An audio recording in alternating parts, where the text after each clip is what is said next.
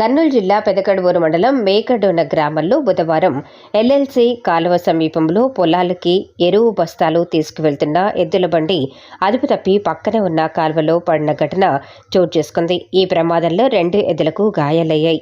20 ఎరువుల బస్తాలు నీట మునిగి సుమారు 1.50 లక్షల నష్టం వాటిల్లిందని రైతు చాకలి హుసేని తెలిపారు. ఎద్దులను, బండిని గ్రామ ప్రజలు అతి కష్టంతో బయటకు తీశారు.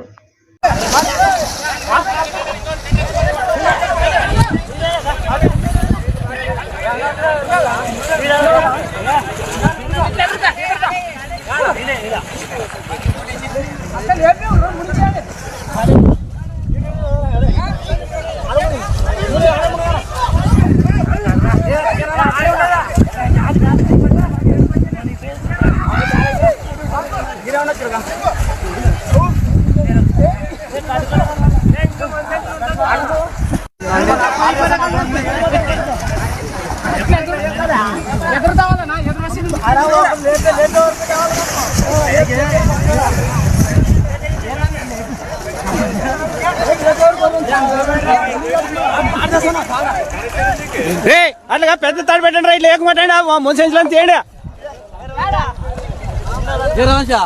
అవతలి ఇవతలు తాడు పడుతున్నాం